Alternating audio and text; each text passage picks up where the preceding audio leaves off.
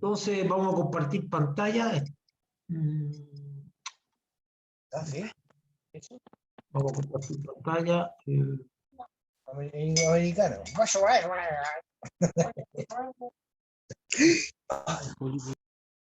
Ahí está. Entonces vamos a compartir pantalla. Ahí está. Entonces tenemos al ministerio del pastor Ronald allá en USA, el ministerio Bethesda, y acá en Chile el ministerio Bethesda Myanmar por pastoreado guiado por mí. La serie entonces que estamos estudiando es el Evangelio de Marcos. El Evangelio de Marcos, vamos en el estudio número 48. Siempre les recuerdo a ustedes que su autor, aunque se le atribuye a Marcos, es un autor desconocido y narra desde el bautismo de Jesús hasta su resurrección.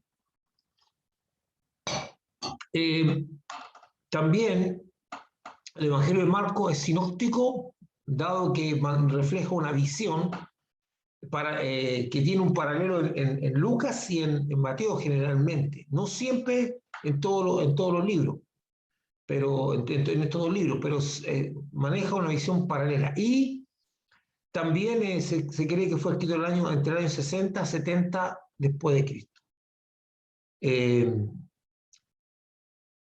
Leamos, hermano, yo me salté, mire, Marcos,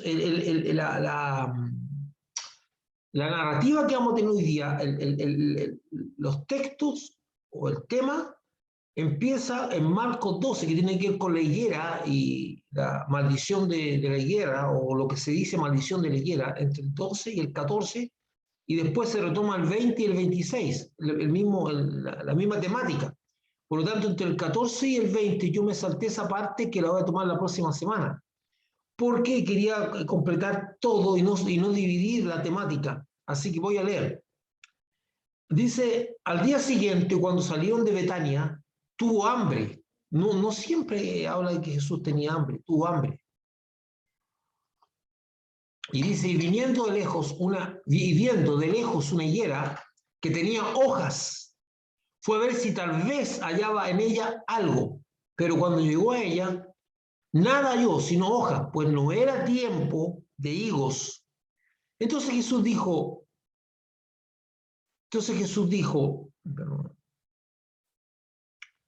a la higuera, nunca jamás coma nadie fruto de ti. Y lo oyeron sus discípulos. Y pasando por la mañana, nos saltamos al 20, ahí del 14 al 20, y pasando por la mañana, vieron que la higuera se había secado desde las raíces. Y entonces Pedro, acordándose, le dijo, maestro, mira la higuera que maldijiste se ha secado. Respondiendo Jesús les dijo, tened fe en Dios, porque de cierto os digo que cualquiera que dijere a este monte, quítate y échate en el mar, y no dudare en su corazón, sino creyere, será hecho lo que dice. Lo que diga le será hecho. Por tanto os digo que todo lo que pidieseis orando, creed que lo recibiréis y os vendrá. Y cuando estéis orando, perdonad si tenéis algo contra alguno, para que también vuestro Padre que está en los cielos os perdone a vosotros vuestras ofensas.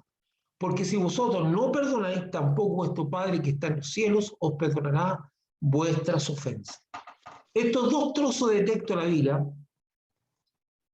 realmente están ricos, enriquecidos en conceptos, en palabras, en revelación, en datos y cosas que Jesús nos dice que son de suma importancia, pero se hace necesario entenderlas, porque si no se entra en una contradicción tremenda que puede llegar a ser vital para la fe, porque mucha gente no entiende algunas cosas y muchas veces las entendemos conforme la leemos, pero no profundizamos en la lectura. Entonces vamos a ver una serie de cosas que son interesantes. La maldición de la higuera es uno de los relatos, es uno de los relatos más complejos y hasta polémicos en el misterio de Jesucristo. Podemos recordar que la palabra maldecir significa decir mal. La palabra maldecir, si usted la divide, es decir mal. Es decir, emitir una palabra de despropósito contra alguien o algo. Y al mismo tiempo, y el mismo Señor nos enseñó a no maldecir, sino a bendecir. Ahí quiero parar algo. Generalmente, que esto es una palabra de despropósito, generalmente nosotros, o se ha llegado a creer que la maldición solamente guarda relación con algo un tanto esotérico, un tanto, un tanto futurista. O sea, como que yo le pronostico algo a alguien para que le pase. Entonces, eso ha llegado a que la maldición se reduzca a un hecho un tanto como medio profético, medio místico. No profético, medio místico. Pero es la palabra maldición es decir mal. O sea, yo puedo estar maldiciendo a alguien cuando digo cosas malas contra alguien. Entonces, por eso debemos tener bien claro que la palabra maldecir no la asociamos nosotros a algo que es futurista. O sea, lo que le va a pasar a la persona, yo lo maldigo o digo algo contra él para que le pase algo. No es o sea, la palabra misma es mucho más amplio que eso. Podría que en un momento dado se dé eso, pero no siempre se da. Bienvenido a todos los que están conectándose ahora y los que puedan abrir la pantalla. Sería bueno. Entonces, como la palabra bien, si no, bendecir, que la palabra bendecir significa bien. Entonces, ¿cuál es la contradicción de esto? La maldición de la higuera es uno de los relatos más complejos y más polémicos del misterio de Jesucristo. Debemos recordar que la palabra maldecir significa decir mal, es decir, emitir una palabra de despropósito contra alguien, o algo, alguien o algo, y el mismo Señor nos enseñó a no maldecir, sino a bendecir. La pregunta es, ¿qué tipo de palabra era la que usó Jesucristo hacia la higuera? ¿Qué enseñanza quería Jesucristo dar a sus discípulos? Como decía un amigo, Dios nos da punta sin hilo. En todo lo que el Señor hace hay un propósito, hay una intencionalidad. No es que el Señor esté como los planes B o lo que resulte, vamos a ver si esto resulta o vamos a probar. No, el Señor no es como nosotros. Nosotros probamos, nosotros ejercemos experiencia a base de la práctica y de los errores. Y así vamos aprendiendo y vamos siendo formados. Pero el Señor no hace eso. El Señor, con el Señor nosotros tenemos algo muy interesante. Vamos nosotros aprendiendo en el Señor que Él tiene un propósito, que Él hace las cosas con propósito. Como dice, no da punta sin hilo, no actúa en el vacío o en la inconsciencia o en el asunto de veamos si resulta. No. Entonces, este hecho es polémico como el azote de cuerda en el templo. Entonces, polémico. Más aún cuando se le da una connotación realmente exacerbada o exagerada a las cosas. Entonces veamos Marcos 11:12. El día siguiente cuando salió de tuvo hambre. Es un primer hecho que dice tuvo hambre. Qué raro, ¿ah? No es común que el relato bíblico diga que Jesucristo tenía hambre o sed, pero en este caso lo indica. Es importante entender que Jesucristo es Dios encarnado, que su vida y ministerio en este mundo lo realiza totalmente como hombre y como tal está sujeto a todas las necesidades y limitaciones que tiene el cuerpo humano. Por ejemplo, el dormir, el comer, el descansar, el saciar la sed. O sea, todo lo que necesita un cuerpo humano, Jesús está sujeto a eso. Entonces, es importante entender la humanidad de Jesús, porque la base fundamental de lo que vino a hacer Jesús a esta tierra está basado en su humanidad.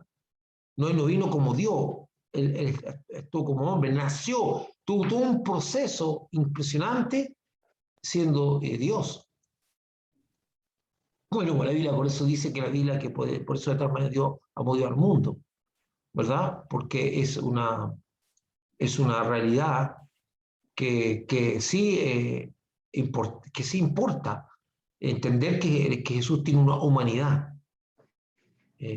Bueno, algunas veces, ¿por qué me detengo esto? Porque si ustedes se recuerdan cuando Jesús en la barca Jesús llega en un momento dado o sea, viene caminando sobre el mar y en la barca los discípulos lo ven y creen que es un fantasma. Y cuando Jesús resucita también piensan que es un fantasma. Entonces, y hay algunas teologías o personas que creen que Jesús nunca habitó un cuerpo humano, siempre estuvo en su condición como de ángel, de Dios. Y no es así. Porque entonces la obra de Jesucristo no tendría sentido. Entonces, él no podría compadecerse de nosotros, porque dice que Él todo lo que nosotros vivimos lo vivió. Y por eso Él puede levantar y puede salvarnos, puede hacernos victoriosos porque conoce y porque Él triunfó que va más a un cuerpo humano. Entonces, y viendo de lejos una higuera que tenía hojas, fue a ver si tal vez hallaba en ella algo, pero cuando llegó a ella, nada halló sin hoja, pues no era tiempo de higos. Aquí habla de la temporada. Cuando hablamos tiempo de higos es una temporada. Es interesante porque Dios hizo el universo, Dios hizo el mundo, Dios hizo las plantas, Dios hizo la higuera. Y nosotros hemos aprendido en este mundo que existen tiempos naturales para que las cosas entreguen su fruto, los árboles y las plantas. Aunque ahora, en este tiempo, producto de ciertas manipulaciones, algunas hasta genéticas, o manipulaciones a base de invernación y cosas por el estilo, se puede obtener algunas verduras o algunas cosas fuera del tiempo. Nosotros podemos tener tomates, por ejemplo, que son tomates, los típicos tomates normales son de temporada de verano, pero nosotros los podemos tener todo el año, al mismo que el choclo, el maíz, como dicen algunos otros. O sea, estamos viendo que podemos tener todo tipo de verdura o cosas por el estilo a través de todas estas cosas. Pero generalmente Dios estableció temporada. Y no halló nada porque no era temporada. Las higueras suelen dar un fruto al año, con excepción, digamos, excepción de las víferas, que dan 2 clases de fruto al año. Brevas entre junio y julio e higos de agosto a octubre. Este relato tiene solo un paralelo en Mateo, el cual no aclara más la situación, no aclara más, sino que dice que la higuera solo tenía hojas, pero que no tenía higos. O sea, este relato en paralelo ahí en Mateo no aclara más la situación. Entonces, no sabemos tampoco si esta higuera era bífera, o sea, de 2 frutos al año, porque en el caso, bueno, la mayoría de las personas que tienen higuera acá en Chile, los que hemos tenido higuera, generalmente gozamos de los 2 frutos, de las brevas y de los higos. Pero no todas las higueras son así. Entonces, en la antigua Grecia, los higos eran utilizados como una provisión militar, que era fácil de transportar y eran un alimento contundente. Hay unas bolsitas que se le daban a los soldados para que llevaran como una especie de colación, una especie de alimentación que llevaban ellos. Incluso, estudiando la historia de Grecia, uno se llega a enterar de que los higos, se prohibió la exportación de ellos porque se considera un recurso militar. Y la gracia que tiene el higo, que es una gracia, pero que no sé si son pocas frutas que las tienen, pero como fruta, por ejemplo, el higo se seca, usted lo puede guardar y lo puede mantener muchísimo tiempo seco, por eso lo usan como una provisión, porque es un alimento, usted sabe que los higos los podemos comer fresquitos como están eso ahí, o secos. Entonces Jesús fue a la higuera a buscar higo y no la encontró porque no era tiempo ahí. En Marcos 11, entonces Jesús dijo a la higuera, nunca jamás coma nadie fruto de ti, y lo oyeron sus discípulos. en Mateo 21, 19 dice, el mismo paralelo, voy a leer el paralelo que hay en Mateo, y viendo una higuera cerca del camino vino a ella y no halló nada en ella, sino hojas solamente, y dijo, nunca jamás nazca de ti fruto. Y luego se secó la higuera. Aquí dice jamás, nunca jamás coma nadie un fruto de ti, en Marco, y aquí dice, nunca jamás nazca de ti fruto. Recuérdense que los que escriben el relato son personas que tienen visiones distintas y recrean lo que escucharon de manera distinta, que eso es muy lógico porque tienen visiones distintas. Pero aquí hay un detalle muy contundente en el caso del Mateo. El Mateo dice, y luego se secó la higuera, como que inmediatamente ocurrió el hecho. Como que la higuera fue, Jesús dijo esa palabra de que pare el propósito de la higuera y se secó. Este es el texto clave de la polémica. Es el texto clave de la polémica. Entonces ahí usted va a escuchar debate entre los hermanos, qué culpa tiene la higuera, que por qué Jesús hizo eso, cuál es la intencionalidad. Como dije, Dios nos da punta señal. Jesucristo sentencia el término de la vida útil de la higuera y no usa la palabra maldecir, lo que lo usan sus discípulos. La higuera, Jesús hace una sentencia, dice hasta aquí llegó tu tiempo. ¿Por qué? Porque dice que si nunca más crece fruto de ti, la higuera pierde el propósito, ya no tiene propósito y se termina, porque la higuera está destinada a dar higos. Entonces la higuera es un árbol cuyo propósito es dar fruto para alimentar a hombres o animales. Incluso este es un arbolito tan especial porque usted lo puede encontrar en las selvas. Y los monos comen higos, los pájaros comen higos. Son un poquito, algunas veces un poquito diferentes, pero usted va a ver algunas veces documentales donde la higuera es muy destacada porque es un árbol que bajo cualquier condición es fructífero. Entonces su propósito es alimentar a hombres y animales. Cuando Jesucristo sentencia a la higuera a no dar más fruto a la existencia, la higuera termina. Y es por eso que se seca. No tiene sentido. O sea, el propósito se cumplió, se terminó. Jesucristo no actúa por emociones, ni es la frustración o el enojo que lo impulsa a sentenciar a la higuera a secarse. Entonces dice, oye, Jesús tuvo un acto de emocionalidad, se sintió molesto, estaba frustrado porque llegó allá y no encontró hijo. Jesucristo no actúa por emociones. Es súper importante que tengan claro eso. No actúa por emociones o porque está frustrado, va a castigar, porque si fuera así, como dice la Biblia, dice hace tiempo que ya no hubiese destruido a todos nosotros, pues somos pecadores incesantes. Constantemente estamos ofendiendo a Dios. De hecho, el Señor puede haber terminado con nosotros, pero no es así. No actúa por frustración, a pesar de que Dios se airó con el hombre y muchas veces mostró caminos que podían ser fuertes, como en el caso del diluvio. Y eso demuestra que no es creando una nueva generación de hombre a partir del hombre, de un hombre virtuoso, como en este caso era Noé, que iba a pasar, la humanidad iba a llegar a ser una nueva humanidad. No es eso, la solución no es esa.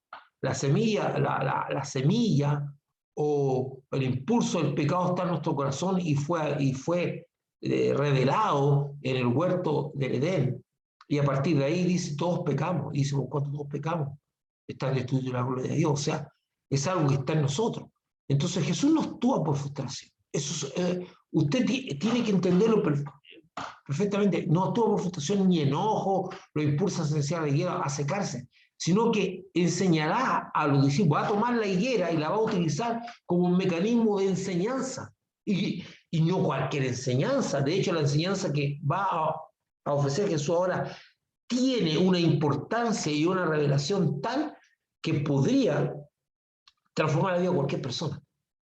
Sino que enseñará a los discípulos el poder de la fe y las palabras, que son fundamentales en el desarrollo de la vida cristiana y parte esencial como arma de defensa y ataque, según lo indica Efesios 6. Entre paréntesis tengo eso, sobre todo tomé un pedazo, sobre todo tomar el escudo de la fe. O sea, la fe es un escudo con que puede apagar los dardos de fuego del maligno. Y la espada del Espíritu, que es la palabra de Dios. O sea, la palabra dicha, la palabra expresada, La palabra de Dios, la palabra pues puesta por la Biblia, las palabras que salen de mi boca en la fe de Dios, en Dios, son un arma, una espada poderosa. Entonces Jesús nos está hablando de la fe, nos está hablando de la palabra. Dos cosas fundamentales que nosotros debiéramos profundizar, porque en ellas, según Efesios, según Pablo, en Efesios nos entrega dos elementos fundamentales, uno de defensa y uno de ataque, contra el mundo espiritual que está contra nosotros.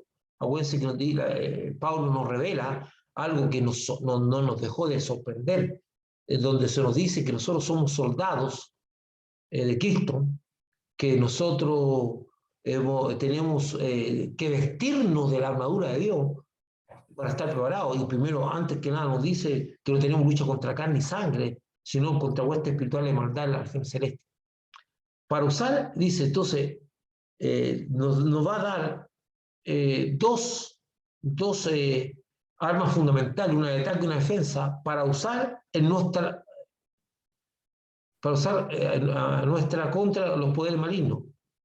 Por eso debe tener clara conciencia de lo que se tiene y cómo usarlo. Entonces, para ir resistiendo los poderes malignos, Dios nos da estas dos armas. Por otro lado, Jesucristo es el creador de todas las cosas. ¿Usted está de acuerdo conmigo? Ahora que diga amén. Él es el creador de todas las cosas. Es creador. Dios dice, todas las cosas por Él subsisten y por Él fueron hechas. Y sin Él nada hubiese sido hecho, ni nada habría. Eso es la realidad.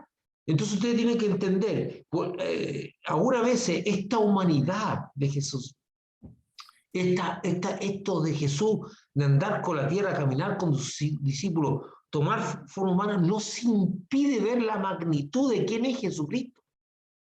Jesucristo es el creador del universo. Jesucristo es el creador de este mundo. Por eso existe grandeza en la idea de que Jesús se haya encarnado.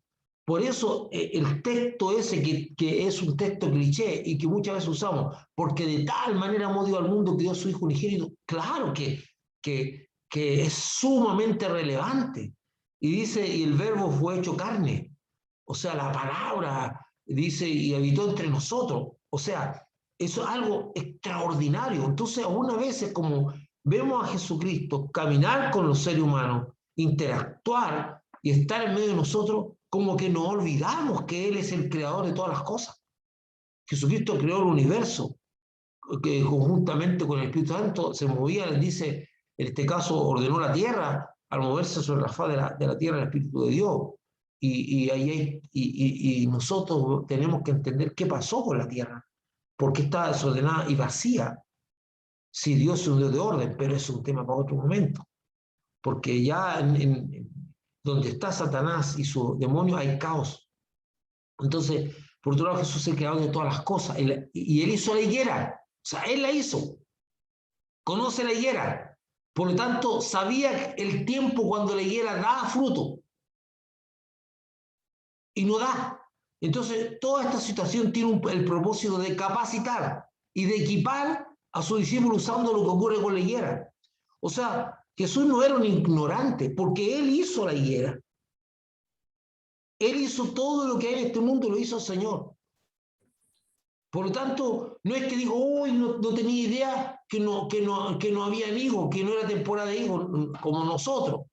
Pero él sabía, por lo tanto, y eso es lo que usted tiene que entender. Si Él creó la higuera, sabía, entonces, ¿qué? Hay un propósito cuando llega ahí.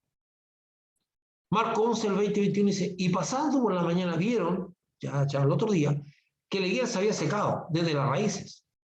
Entonces Pedro, acordándose, le dijo, maestro, mira, la higuera que maldijiste se ha secado. Aquí Pedro usa la palabra maldición, claro, porque dijo mal de la higuera, o sea, que nunca más produzca fruto de ti, o nadie coma fruto de ti. Este relato dice que al día siguiente, Pedro, al pasar por el lugar donde se encuentra la higuera, se da cuenta que está seca.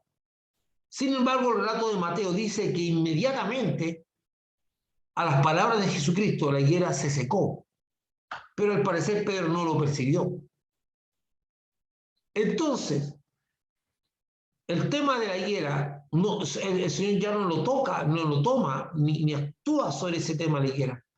Dijo la palabra y él siguió, porque hay un propósito. El Señor sabía que al pasar por el lugar, la evidencia de que la higuera estaba seca era más fuerte, se iba a notar más. Entonces iba a llamar la atención. Y de ahí iban a hacer la enseñanza. Entonces Pedro, muy asombrado, le dice a Jesús que la higuera que tú dijiste mal, se secó. A partir de esta situación, del asombro de Pedro, es que Jesús empieza a explicar el tremendo potencial de la fe y de la palabra dicha con fe y propósito. Entonces, respondió Jesús, le dijo, tened fe. ¿Tened fe? Cuando Jesucristo dice tened fe en Dios, no dice crean en Dios, dice tened fe en Dios. No dice crean en Dios, sino que dice créanle a Dios. Hay una diferencia fundamental entre creer en Dios y creerle a Dios. La mayoría de las personas no tiene problema o no tendría problema en creer que existe Dios, en creer en Dios. Algunos no creen, algunos son agnósticos, algunos son, se dicen ateos, entre comillas hay personas que dicen no creer, pero no son muchos. La mayoría de las personas dice creer en Dios, pero creerle a Dios es algo que ni siquiera muchos de sus discípulos lo tienen. Y este es el punto. El punto de transitar en la vida cristiana, el punto de hacer el camino del discípulo, del discipulado, el de ser discípulo de Jesucristo, tiene como base fundamental la fe, tiene como base fundamental creerle a Dios, creer, primero, bueno, a ver, cuando hablamos de creerle a Dios, se subentiende que usted conoce la palabra de Dios, conoce los dichos de Dios, conoce lo que ha hablado Dios, usted entiende lo que, porque usted no puede creer lo que no conoce, ni puede entender cuál es el problema a fondo. Usted está, entonces, se supone que las personas conocen los mandamientos, conocen la palabra de Dios, conocen las promesas de Dios, porque las han leído, porque las tienen en su mente, porque las tienen en su corazón, porque las han estudiado. Entonces, creerle a Dios es la base fundamental de cómo caminamos, porque lo que la palabra de Dios es como las cercas del camino entre los cuales caminamos. La palabra de Dios nos da la certeza que estamos caminando por el camino correcto y no nos salimos del camino. Y además la palabra de Dios nos dice cómo va a ser el camino y cómo debemos enfrentar los obstáculos que encontramos en el camino, porque en ningún momento se nos dijo que no iban a haber obstáculos. Obstáculos van a haber y los tendremos. También nos muestra que van a haber otros cruzando el camino o caminando en medio de nosotros. Cuando digo cruzando el camino, son aquellos que pasan por el camino pero no van por el camino, son aquellos que no creen en Dios, que no han aceptado a Jesucristo. Nos vamos a encontrar con personas que cruzan el camino y otros que caminan paralelo con nosotros en el camino. Y entonces Jesús también a través de su palabra nos enseña cómo relacionarnos con estas personas. O sea, la palabra de Dios, el creerle a Dios es fundamental para caminar bien. Y no estar saliéndonos del camino, volver a entrar en el camino sufriendo peripecias, estar sentado en una piedra en el camino, esperando que pase algo porque no podemos continuar caminando. O sea, el creerle a Dios es fundamental porque muchas cosas que van a ocurrir, es como, a ver, como los semáforos inteligentes. ¿Qué es lo que es un semáforo inteligente?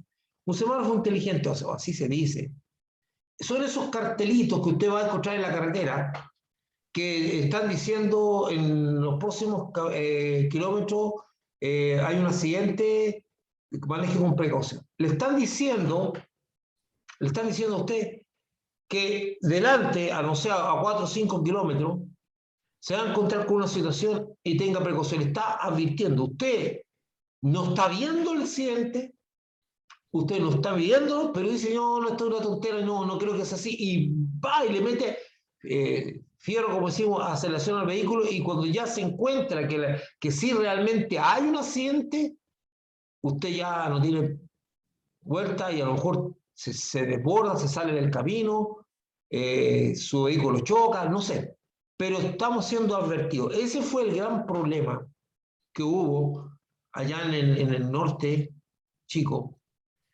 por ahí por cerca de La Serena, creo que fue cuando hubo un socavón grandísimo producido por un agua que corrió y cortó el camino por la mitad.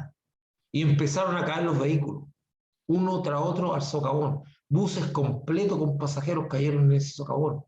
El relato de uno de los sobrevivientes decía que después que cayó su vehículo venía subiéndose por la cuesta para llegar al camino y resulta que veía por su cabeza pasar los vehículos hacia el hoyo. Entonces era impresionante, porque no hubo quien advirtiera lo que estaba ocurriendo, porque no había un semáforo inteligente. Y hubo personas que intentó avisar, pero las personas creyeron que lo iban a asaltar y le metieron más serrucho y con más fuerza cayeron en el hoyo, el socavón gigantesco. Entonces, nosotros necesitamos la advertencia para todo tipo de obstáculos, como este que le estoy explicando yo. Entonces, la fe, el creerle a Dios, es que yo digo, confío en Dios, aunque no estoy viendo, aunque no estoy conociendo, pero le creo a Dios, le creo a Dios. Y por eso es fundamental no solamente creer en Dios, sino creerle a Dios. Entonces también hay muchos discípulos que creen en la salvación que Dios les da en Jesucristo, pero su vida ambigua e inestable muestra que no ponen en práctica la palabra de Dios. Lo que en la práctica es no tener fe en Dios. O sea, reduciendo, es si yo no camino en base a esa palabra, no tengo fe en Dios.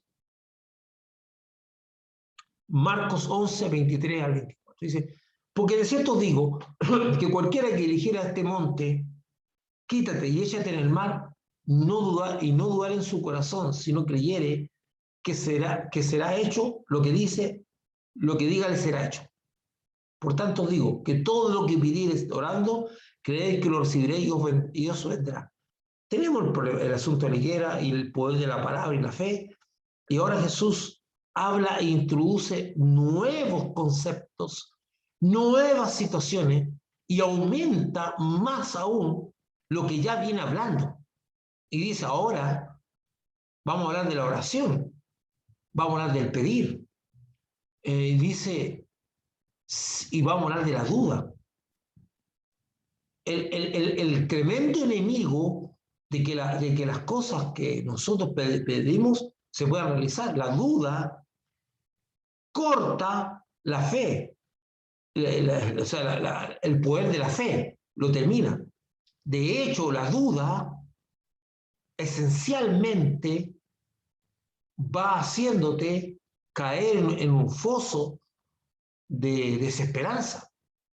Y el ejemplo más claro de cómo la duda contrarresta el poder de la fe lo tenemos en el caso de Jesucristo, cuando Pedro le pide que le permita caminar por el mar hacia él. Pedro caminó sobre el mar, sobre el agua, algo que es completamente antinatural por una cuestión de gravedad y por una cuestión de superficie, porque Pedro está caminando con sandalias y la superficie de la sandalia no permite que haya una fuerza contraria que soporte el peso del cuerpo, por lo tanto este cuerpo se hunde. Ahora, si la superficie fuera amplia, que es la base de los barcos, si la superficie fuera suficiente, el barco no se hundiría, o sea, la piedra no se hundiría, pero no lo es. Por tanto, no era lógico que Pedro pudiera caminar. Entonces Pedro está caminando en el agua y empieza a dudar. Inmediatamente el efecto del milagro, del poder que se está manifestando, empieza a desaparecer y Pedro se empieza a hundir. Entonces el Señor le dice que él se está hundiendo porque dudó. La duda es un enemigo fuertísimo en el desarrollo del poder de Dios. Y lamentablemente, la duda siempre nos ronda. La duda siempre nos ronda. Por eso necesitamos que alguien sostenga nuestra fe y nada menos que el Espíritu Santo. Entonces, Jesús dice eso.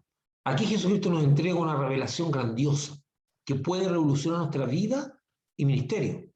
Así como Él, con una palabra de fe, determinó el término de la vida de la higuera, Él nos revela que esta autoridad también puede operar a través de nosotros con una palabra de fe.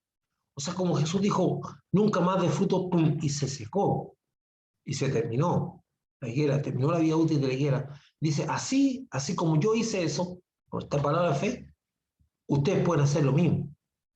Ahora, aquí es súper importante, porque algunas veces se cuentan cuentitos, porque los cristianos es bueno para inventar cuentitos, tratando dice, el cuentito, mira, una persona leyó esta palabra y estaba ahí y oró en un cuarto, oró para que una montaña se corriera y oró con fervor, y al otro día se le mostró por la ventana y vio que la montaña seguía ahí.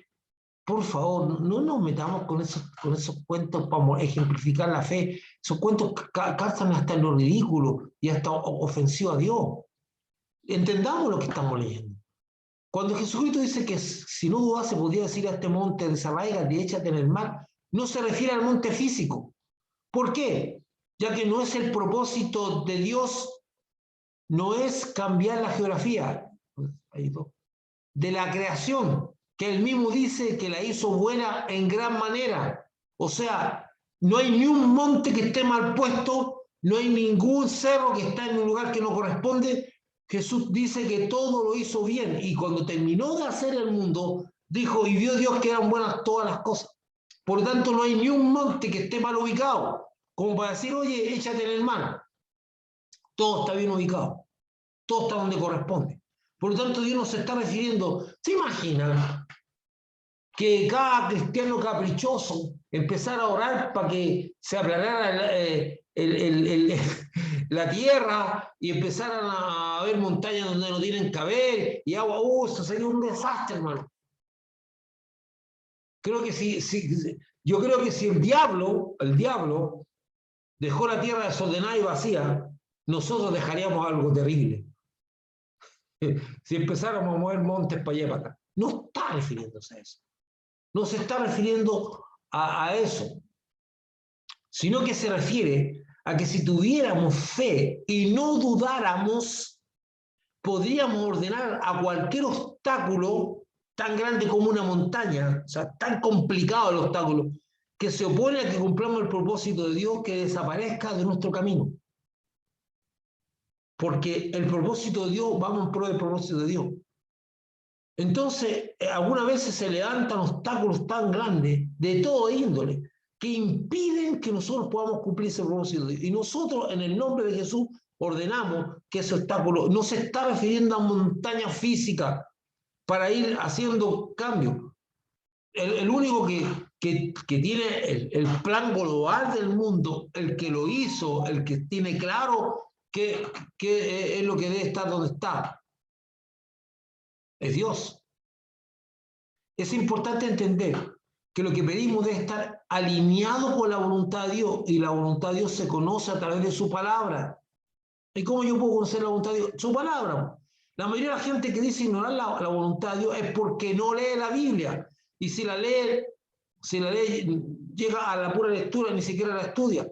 O sea, no estamos huérfanos, escuche esto, no estamos huérfanos con respecto a la voluntad de Dios. Hay textos que dicen por qué esta es la voluntad de Dios agradable y perfecta. O sea, hay textos que literalmente te dicen cuál es la voluntad de Dios. O sea, la voluntad de Dios está por toda la Biblia. La voluntad de Dios es fácilmente determinable. La voluntad de Dios está expresada en los mandamientos. La voluntad de Dios está expresada en la obra de Jesucristo. La voluntad de Dios está mostrada a través de los personajes bíblicos. O sea, no hay por dónde perderse. Si una persona dice que tiene imposibilidad de conocer la voluntad de Dios, es porque no ha leído la Biblia, o no la lee, o no la estudia, más bien dicho. Pero hay cristianos o creyentes que te dan a entender que están huérfanos o ignorantes a conocer la voluntad de Dios. Y te dicen, ¿cómo yo puedo conocer la voluntad de Dios? ¿Cómo yo puedo conocer el propósito de Dios para mi vida? ¿Cómo yo puedo saber que, hermanos, la cosa está clara? Y cuando se trata de algo personal, Dios va formando impulso, creando situaciones y formando tu mente para que tú puedas entender qué es lo que Dios te está demandando. O sea, no está huérfano. Ahora, la voluntad de Dios se opone a cosas bien claras. Una de las principales oposiciones es mi voluntad, mi deseo. Porque a lo mejor yo tengo indicios de cuál es la voluntad de Dios y a mí no me agrada. Y yo digo, no es por el que. Entonces yo trato de como de buscar otra voluntad, que es como aquellas personas que están en pecado o que ya han sido instruidos por Dios con respecto a algo y van buscando consejería de pastor en pastor, porque están esperando al pastor o al consejero que le diga lo que ellos quieren escuchar. Y es exactamente igual que sucede con la voluntad de Dios. Hay personas que la están percibiendo en su corazón, pero no les agrada. No quieren caminar por ese camino. Entonces como que se tratan de inventar o andan buscando conocer la voluntad de Dios porque dicen no conocerla. Pero ya está claro. Y si tú dices que no conoces la voluntad de Dios o no entiendes la voluntad, es porque no lees la Biblia o porque no te instruye, porque ninguno puede decir, oh, estoy huérfano a conocer. La palabra de Dios es rica y abundante en conocer la voluntad de Dios. Es rica y abundante. No hay por dónde, Dios no dejó nada al azar. No hay por dónde, o sea, Dios no es un Dios de confusión. No te va a dejar confundido en el mundo. El que confunde es el diablo, pero Dios no confunde. Entonces, ¿por qué tú puedes decir, oh, estoy huérfano con respecto a conocer la voluntad de Dios? ¿Y por qué es importante conocer la voluntad de Dios? Es importante entender la voluntad de Dios porque así nos podemos alinear en la voluntad de Dios y así cuando pidamos algo, lo vamos a pedir en medio de la voluntad de Dios. Y aquí empieza el conflicto con los creyentes. Que hay algunos creyentes que creen que Dios es el empleado de ellos o el mago o el mago de la lamparita mágica que está para satisfacer caprichos y deseos particulares. ¿Ah? Bueno, la duda y la incredulidad de Dios impiden que la autoridad y el poder de Dios se manifieste a través de una palabra de autoridad dicha por nuestra boca. Jesucristo también añade, todo lo que pidamos en oración lo recibiremos si creemos. Wow, todo es todo. La palabra todo y oración son muy importantes entender, ya que todo es todo. Sin embargo, debemos entender que Dios no actúa fuera de propósito o por capricho. No actúa por capricho. No es, como digo yo, el maguito ese de la lámpara que se frota. ¿Verdad? No es. Porque ustedes se dan cuenta cuando se habla de la lámpara mágica o lámpara de aceite que se frota y sale este ser que concede deseos. ¿Y usted cree que en ese cuento los deseos tienen que ver con, oye, hazme más inteligente y más sabio? No, esos cuentos están hechos conforme a los deseos de los seres humanos. Dinero, tener satisfacciones sexuales, o tener satisfacciones emocionales, sentimentales, o tener satisfacción económica, o cosas que le den placer. No, entonces, Dios no es ese ser de la lámpara mágica que te va a estar concediendo deseos personales. No. En la vida hay que transitarla, la vida te va a permitir cosas muy importantes. No se está negando a que tú puedas tener satisfacciones físicas, emocionales. No, eso lo puedes tener. Pero no es el propósito de Dios estar satisfaciendo cada antojo que tú tengas en la vida. Entonces yo voy a pedir con fe que Dios me permita este viaje a tal lugar para unas vacaciones.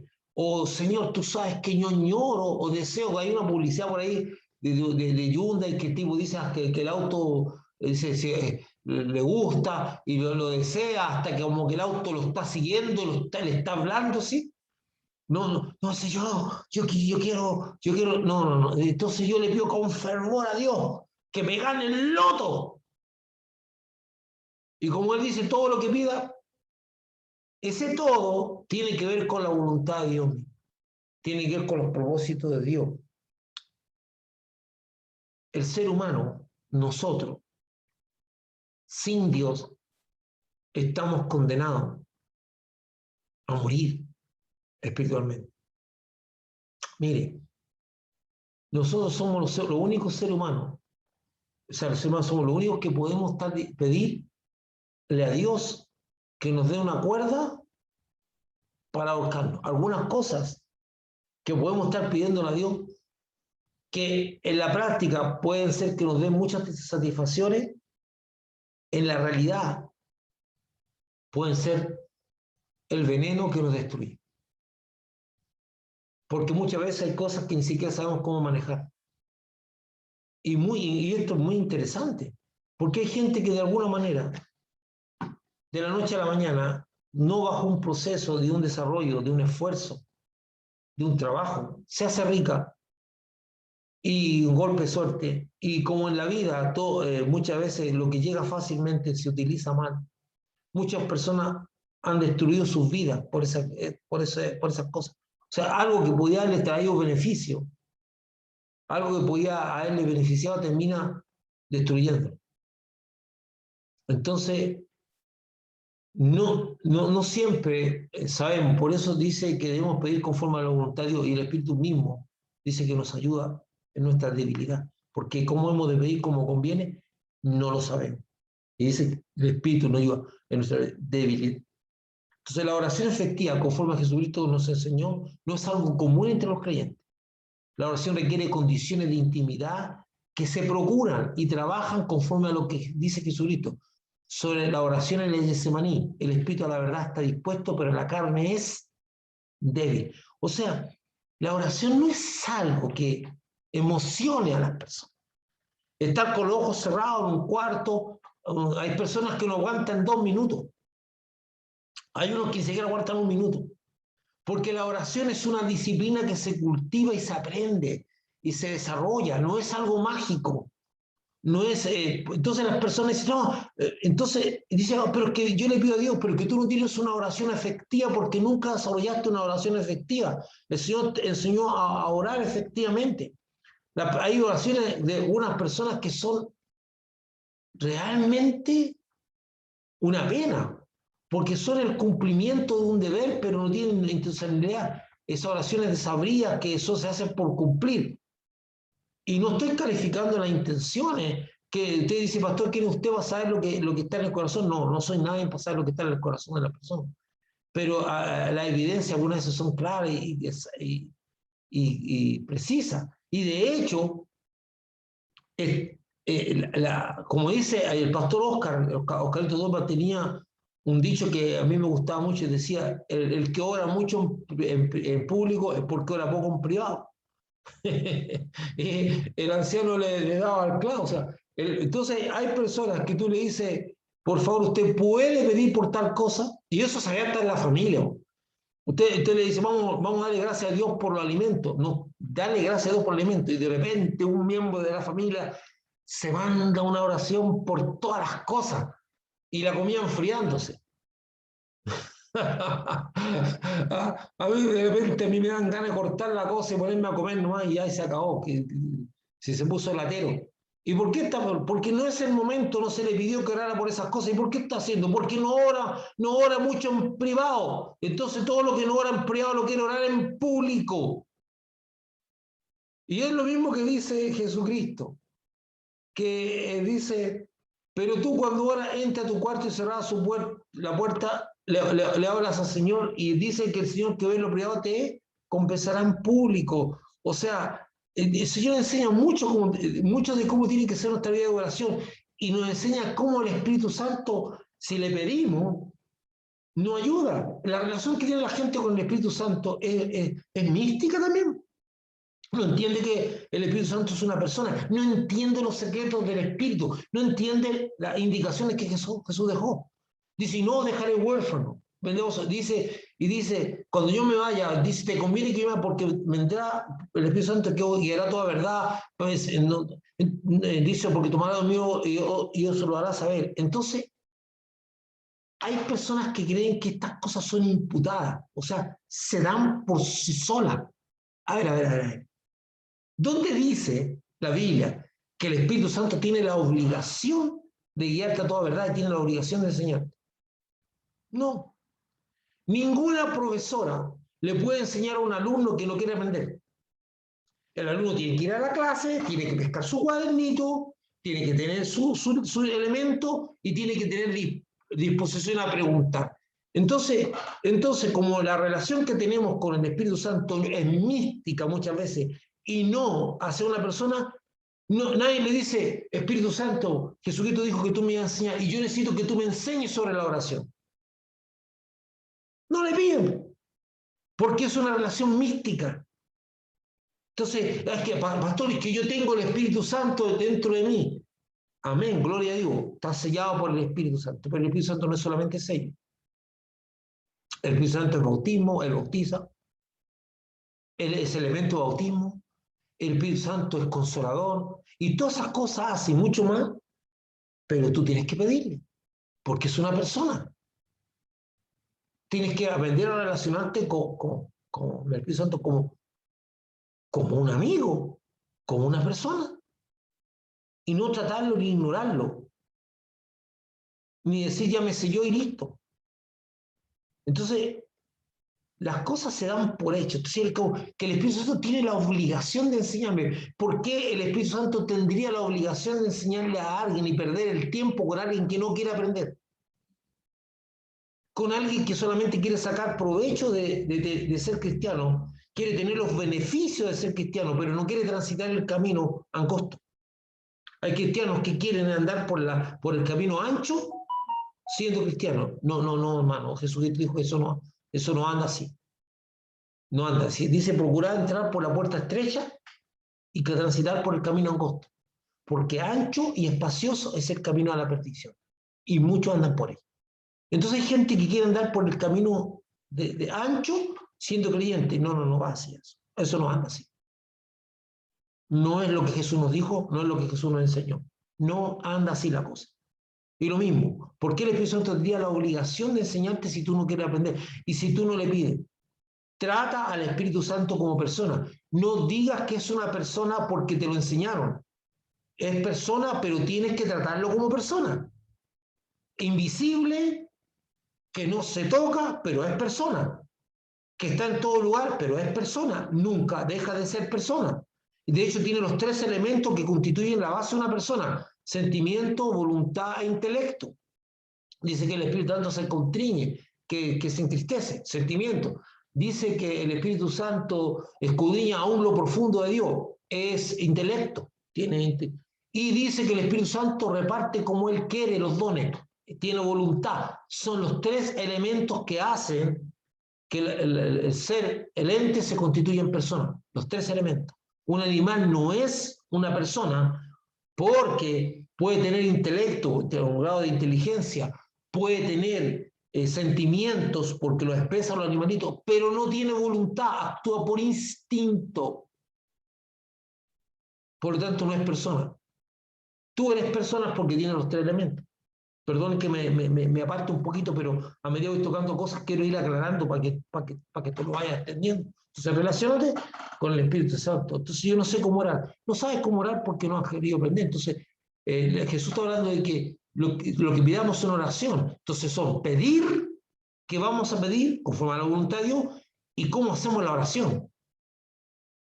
Y cuando estéis orando aquí, introduce otro elemento. Y cuando estéis orando, perdonad si tenéis algo contra alguno, para que también vuestro Padre que está en los cielos os perdone a vosotros y vuestras ofensas. Porque si vosotros no perdonáis, tampoco vuestro Padre que está en los cielos os perdonará vuestras ofensas. Es interesante porque